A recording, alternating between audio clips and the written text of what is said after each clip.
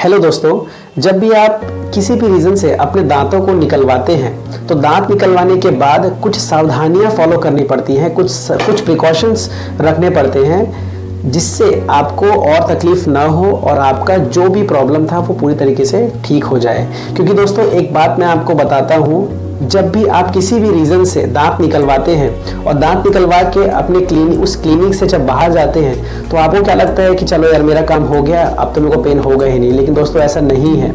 जब आप दांत निकलवा के डेंटल क्लिनिक से बाहर जाते हैं तो समझिए 50% काम ही हुआ है, 50% काम अभी बचा रहता है जो आपको करना होता है। क्या प्रिकॉशंस लेने होते हैं जिससे जो प्रिकॉशन लेके आप पूरी तरीके से रिलीफ पा सकते हैं। तो दोस्तों वो प्रिकॉशन जानना बहुत ज़रूरी है। क्यों? क्योंकि वो प्रिकॉशन उतना ही ज़रूरी होता है जितना ज़रूरी जब आपके ट्रीटमेंट हो रहा है, आपका सर्जरी हो रहा है, दांत निकाला जा रहा है। ठीक है, तो जिस इंटेंसिटी के साथ आप दांत निकलवाते हैं उस इंटेंसिटी के साथ आपको कुछ प्रिकॉशंस भी लेने होते हैं ताकि आपको पूरी तरीके से रिलीफ हो जाए।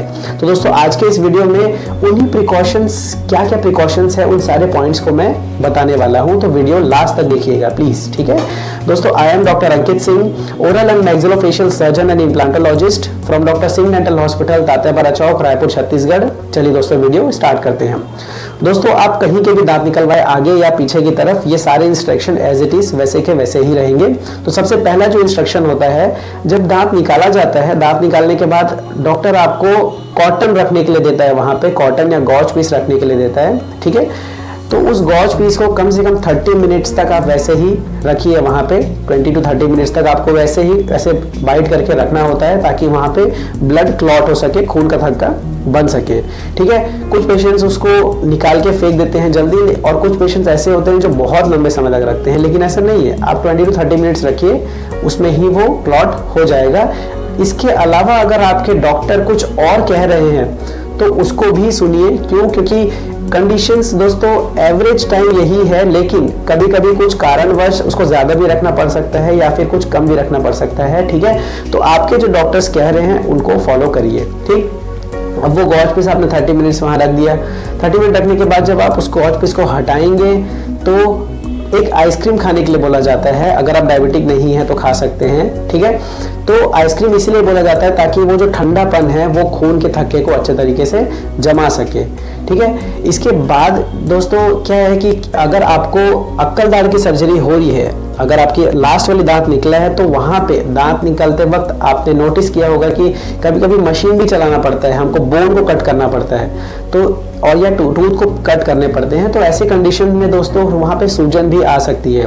तो जब भी दोस्तों सूजन आती है तो ऐसे कंडीशन में वहां पे गर्म सेकाई मत करिए। कुछ पेशेंट्स होते हैं जो गर्म सेकाई करने लगते हैं, लेकिन नहीं, आपको आइस पैक लगाना है, ठंडा सेकाई करना है। ठीक है, दांत निकलने के कुछ समय के बाद, जैसे 24 आवर 48 आवर के बाद आप आराम से वहां पे आइसिंग कर सकते हैं। ठीक है, बस गर्म सेकाई नहीं करना है, इतना याद रखिए, ठंडा सेकाई करना है। ठीक, अब रही बात, कोशिश करिए कि वहां पे आप, कुछ पेशेंट्स होते हैं जो बार बार ना फिंगर से टच करते हैं या फिर ऐसे जीभ से टच करते हैं, तो ये दोनों काम नहीं करना है। ठीक, अब दोस्तों आपको जो मेडिसिन्स जिस फॉर्म में बताई जा रही है, जितने दिनों के लिए बताई जा रही है, वो तो आपको लेनी ही है। ठीक है, क्योंकि देखो क्या है दोस्तों, एंटीबायोटिक, एनाल्जेसिक और एक पेंटॉप, ये सब तो चलता ही है, लेकिन उसके अलावा भी अगर आपके डॉक्टर्स आपको कुछ प्रिस्क्राइब कर रहे हैं तो उसको भी लीजिए, स्किप मत करिए। ठीक है, अब रही बात खाने पीने की, इस कंडीशन में आपको सेमी सॉलिड या फिर लिक्विड डाइट लेना होता है। ठीक है, बहुत ज़्यादा चबाने वाली चीज़ आप यूज़ नहीं कर सकते।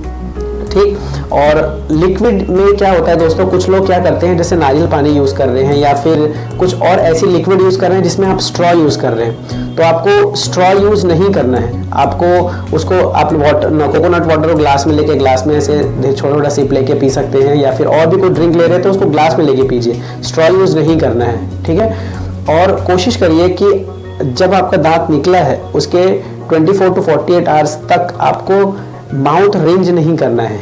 ठीक है, या फिर आपको स्पिट नहीं करना है, थूकना नहीं है। ठीक, कोशिश करिए कि जब भी आपके मुंह में जो भी जैसे सलाइवा बन रहा है या फिर जो हल्का फुल्का ब्लड आ रहा है, उसको आप निगलते जाइए। ठीक है, वो कुछ खराब नहीं होता, वो आपका ही खून होता है। ठीक है, उसमें कुछ पेशेंट्स ऐसे हो कि बहुत तेज थूक देते हैं, स्पिट कर देते हैं। उस स्पिट करने की वजह से क्या होता है दोस्तों, जो दांत निकला है ना, वहां पे खून का थक्का भी उसके साथ निकल जाता है। तो अगर वो खून का थक्का निकलेगा ना तो आपको बाद में प्रॉब्लम होने लगेगी। तो इसीलिए ये थूकना नहीं है। अगर आपको मन में कुछ, मुंह में कुछ आ रहा है, तो अगर आप नहीं स्वेलो कर पा रहे हैं, थूकना ही है आपको, तो बस ऐसे मुंह नीचे करके आप उसको खोल के हल्का से गिरा दीजिए बस। अगर आप उसको स्वेलो नहीं कर पा रहे हैं तो, पर जोर से नहीं थूकना है, ठीक है। उसको स्वेलो कर जाएंगे तो ज़्यादा अच्छा है, ठीक। तो ये रही दोस्तों थूकने से रिलेटेड बात। अब कुछ पेशेंट्स होते हैं जो स्मोकिंग या फिर ड्रिंकिंग करते हैं। दोस्तों मैं आपको पहले ही बता दूं कि ये बहुत ज़्यादा कॉन्ट्राइंडिकेशन होता है, ठीक है। आपको वैसे भी स्मोकिंग और ड्रिंकिंग नहीं करना है, लेकिन अगर आप नहीं रोक सकते अपने आप को, तो कम से कम 7 डेज तो आपको रुकना ही पड़ेगा अगर आपका दांत निकाला गया है तो, ठीक है। तो 7 डेज तक तो आपको रुकना ही है। उसके बाद भले आप लीजिए, वैसे नहीं लेना चाहिए, आप मत ही ले तो ज़्यादा अच्छा है, ठीक है। 48 आवर्स के बाद से आप क्या करिए, सॉल्ट वाटर गार्गल करिए। हल्का सा गुनगुना पानी लीजिए और गुनगुना पानी लेने के बाद उसमें नमक डालिए, नमक पानी से गरारा करिए, आपको बहुत रिलीफ होगा, ठीक है। जो भी खाना आप खाएंगे, जैसे सेमी सॉलिड या फिर हल्का सा लिक्विड खाना जो लेंगे, वो पूरी तरीके से देखिए ठंडा होना चाहिए। आप ज़्यादा गर्म खाना यूज़ मत करिए, ठीक है। अगर चाय भी पीते हैं तो मैं तो 1-2 दिन बोलूँगा कि अवॉइड ही कर दीजिए चाय, लेकिन अगर फिर भी पीते हैं तो ठंडा करके पीना है, ठीक है।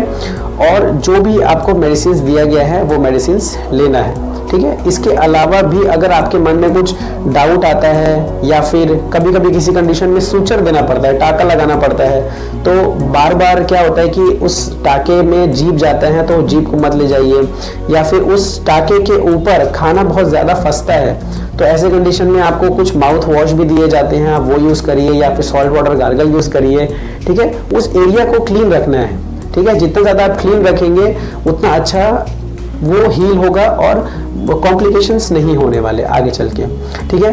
तो दोस्तों अब आपको समझ में आया होगा कि दांत निकलने के बाद हमें क्या क्या प्रिकॉशंस लेना होता है, ठीक है, ताकि हमको जिस वजह से दांत निकाला गया और उस सॉकेट में कुछ प्रॉब्लम ना हो, आगे चल के कोई कॉम्प्लिकेशन ना आए, ठीक है। तो दोस्तों प्लीज़ इस वीडियो को देखिए, और वैसे ये सारी चीज़ें तो आपके डॉक्टर्स जो आपका दांत निकालेंगे वो आपको अच्छे से एक्सप्लेन कर ही देंगे। फिर भी अगर आपको कुछ अच्छी लगी इन्फॉर्मेशन या फिर कुछ स्किप हो जाता है कभी कभी कोई चीज़, तो आप यहाँ से देख सकते हैं, ठीक है।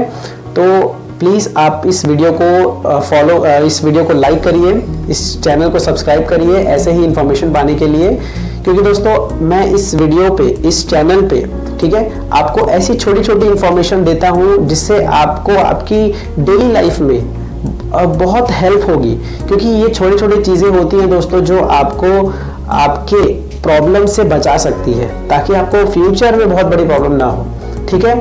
तो दोस्तों प्लीज़ इस वीडियो को लाइक करिए, चैनल को सब्सक्राइब करिए। मिलते हैं नेक्स्ट वीडियो में। Thank you.